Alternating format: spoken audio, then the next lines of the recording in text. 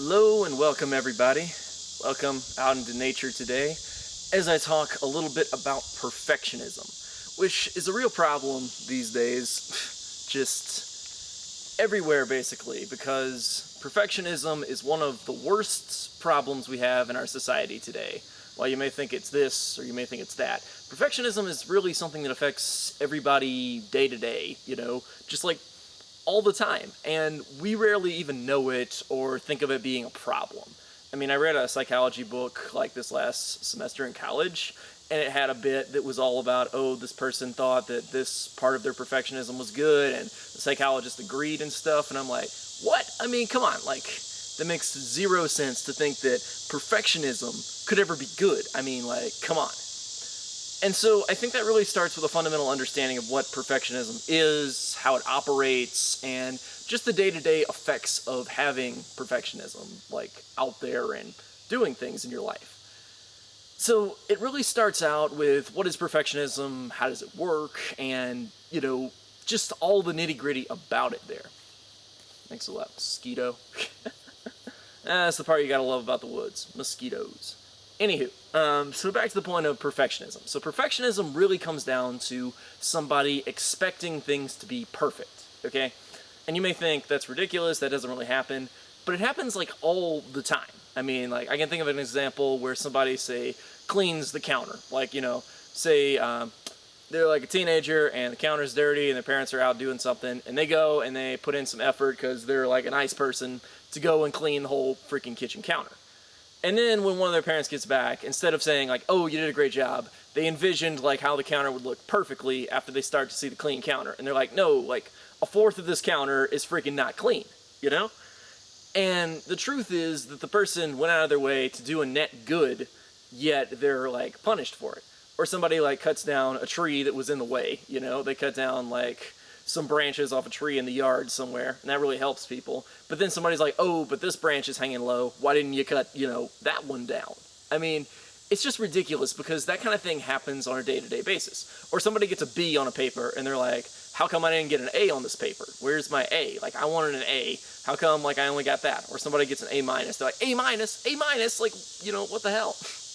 Just people have this kind of sense of things should go perfectly. They imagine A plus, and then they're like, oh, it's just a normal A, or it's an A minus? Like, they're just really upset by that, because they can picture, like, this perfect image in their head.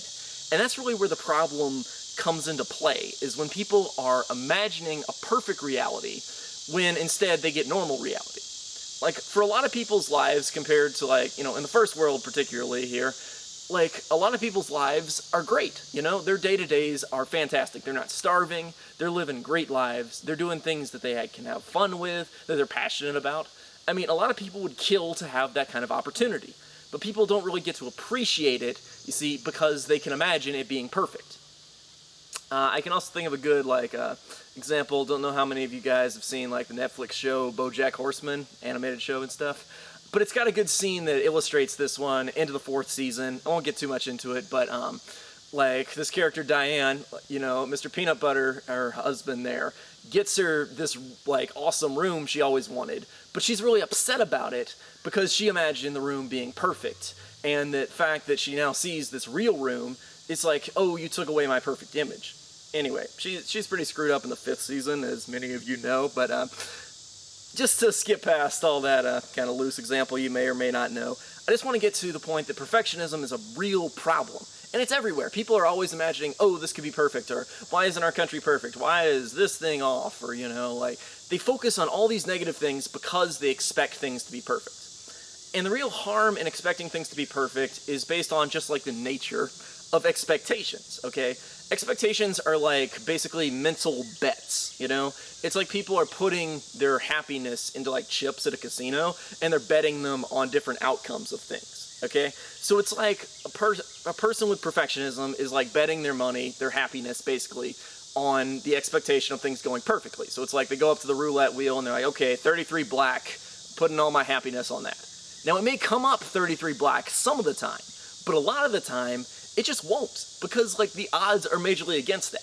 But people, like, all the time are just saying 33 black, 33 black, 33 black, and they're just doing that over and over and over again with their expectations. And when you have an expectation unfulfilled, it is like losing your money. And when people lose their money, they're really upset about it, because who wants to lose their money? So people are betting on these bad outcomes mentally on like a day-to-day basis. They're just betting, oh, 33 black, like, this thing's going to go perfectly. And then it doesn't on the day-to-day, because things can't just go perfectly all the time. It can't just come up 33 black every time, or whatever you're betting it on. So it's like, why bother expecting a perfect outcome if a perfect outcome is basically really unlikely? Like, people are just setting themselves up for unhappiness over and over and over again. Because when the expectation is fulfilled, like when they win on 33 black, they're like, yay, world's perfect, I love it, But that's so little of the time, because it's like, oh, 33 red, oh, 2 red, oh, 5 black, whatever. The wheel keeps coming up with all these things, and they're like, no, I wanted 33 black. So people get great outcomes, but all the time they're like feeling bad about it because they put all their money on basically an unlikely outcome. And the money's just a metaphor here, obviously, for the idea of expectations. People are putting their happiness on the line. Because when an expectation is unfulfilled, people are just, like, so unhappy about it. Like, I mean, imagine you expect, like, you're gonna go out and you're gonna, like, get this great dinner you always wanted to, and then you don't get that dinner. People often feel like, oh man, I really wanted that dinner. And, like, they're not having a bad time, but because they didn't get the thing they expected. That's why they're feeling bad about it. And so really that's what it comes down to, is you really need to have expectations that are reasonable and effective. So what you can do is life will take any bet, okay? So if you just bet that you're going to have a good day, or that something's going to work, or somebody's just going to show up. If you bet on things that are very likely, your expectations will be fulfilled all the time. And I'm really getting this technique out of the book Trading in the Zone from Mark Douglas. He has this technique for removing fear in traders. But it really works effectively for removing your fear on day-to-day and just with perfectionism. Perfectionism is actually based on fear. I'll get to that in a later video. But I just wanted to go ahead and this one and say perfectionism's bad because people are putting all their money on a really unlikely outcome and they keep losing. So don't put your money on an unlikely outcome. Put it on something that's very likely. Your expectations will be fulfilled all the time. It's like if you were playing the game blackjack, and you bet that you're going to get cards that are going to be, if you just bet on something like, oh, my cards will be better than, 10, or I can bet that, I'll win, like, roughly half the time based on the odds, or they'll say, oh, I bet that, like, the dealer won't get 21. If you bet on stuff like that, I mean, the outcome is very, very likely. Or if you flip a coin, you say, okay, I bet that it's going to come up heads or tails, and it's not going to, like, land on its side, or it's not going to land and roll away. Because that outcome of just coming up heads and tails is very, very likely. So if you bet on that kind of outcome with your happiness, if you bet on it like, oh, things are going to go well, or this is going to be pretty good, if you bet on that kind of stuff, you don't have this problem of perfectionism, because then you're not expecting it has to be this perfect outcome in order for me to be happy. You could be happy with almost anything that happens, and that is a really beautiful thing about our lives, that we could be happy with almost anything every single day. And that's basically it for perfectionism. Perfectionism is a problem because you're putting everything on something that's really unlikely. Put your bets of happiness on things that are likely. Your expectations will be fulfilled all the time. You can still rise to great heights and achieve great things without having to have them. Okay? And that is really the key. I think also of Harry Potter 1, the movie, as a final example before I close here. Dumbledore has the spell to hide the stone of, it's the one who wants to find the stone but not use it. I would think of it in this case as find the stone but not need it, okay?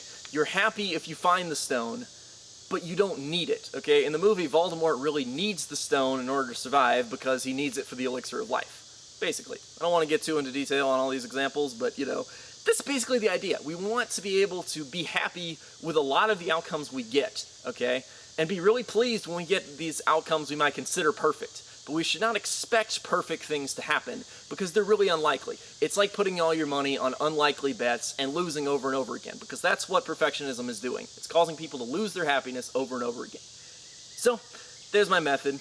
Please comment and subscribe. Talk to me about this, and I can help you get to a better understanding of how I see this and share how you feel about it, because I think when we get this conversation going, we can live much happier and more enlightened lives. Thank you.